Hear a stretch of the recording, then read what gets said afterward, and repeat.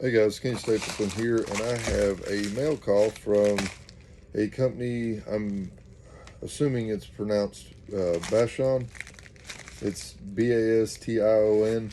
I looked up the pronunciation online, and they have a couple different things, but they sent me a knife for me to kind of review. I have no affiliation with them. They just reached out to me, and you're going to get to see it the first time as well. So they make several different things. They got pins, Glock, like rear slide plates, and they have a couple. They have a couple knives, pins, and random stuff on their website. Looks like pretty decent stuff for what the price is. I've got her locked up here. So this is the Braza EDC folding knife. So they have two. This is, I think this one's like, well, we'll get into the price here after we kind of look at it. So, nice box. Stiff. Nice little foam. So, nice presentation. Okay, so the way I'm going to do this is I'm going to look through it and see what I like about it and the quality versus cost point of what it is. So right off the bat, when you look at a folder, one of the biggest things is to see how well that blade is centered to the frame. So it's pretty square. Might be well, it's not a little heavy towards one side because this is a frame lock. So looking at it, this side is actually, it's going to seem like it's closer than this side just because of the frame lock. But it looks like it's centered very well. Pretty hefty. I didn't expect it to be this weighty, I guess, which I didn't know what the scales were made out of. So ignorance is bliss. You know, this is me going into it completely blind.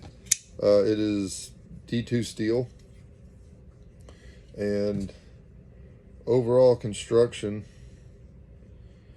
is pretty solid. So they're using Torx, which I like.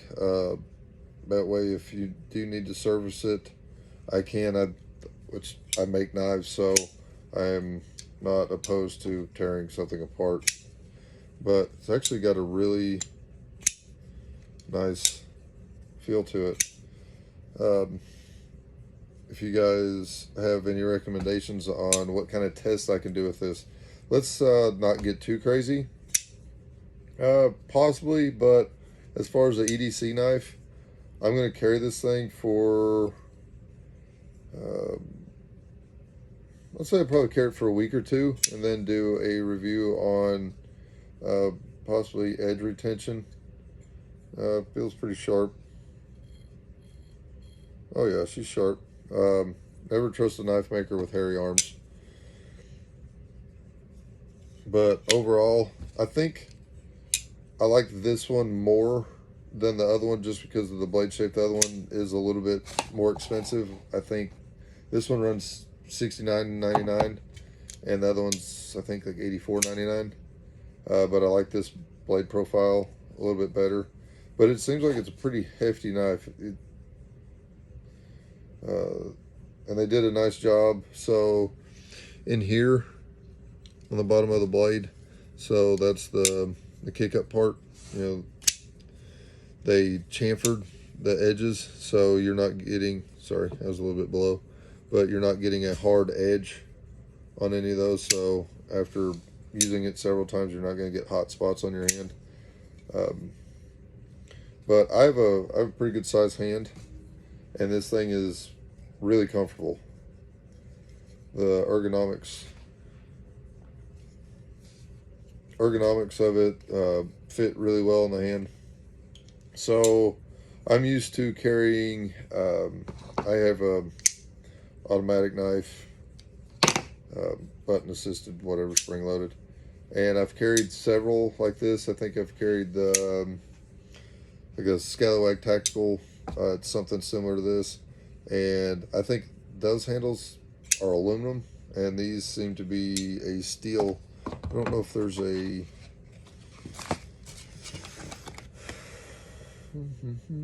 no, there's not a like a build list of what it is, and I'm not for sure if it's online either, but it's got nice grind lines, clean, not overly done.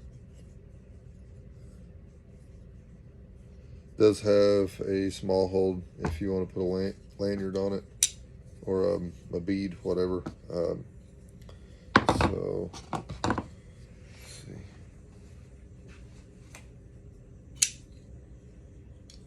No, the action of it, I'm actually pretty impressed. So there's certain things that go into the factor of how a knife is priced. One is obviously name, how long they've been around, and then build quality, materials used.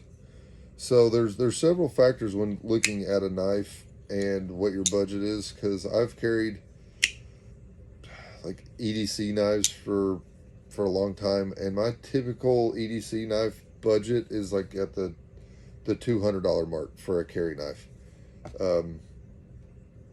And that's served me pretty well. You get good steel, good handle quality, you know, you get your name brand, you know, kind of at that price point. So there's a lot of open doors around the $200 mark. But for somebody that's looking for a little bit more economical blade choice,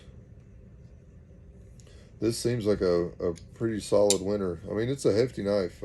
I feel like I could use this and not really have to worry about it.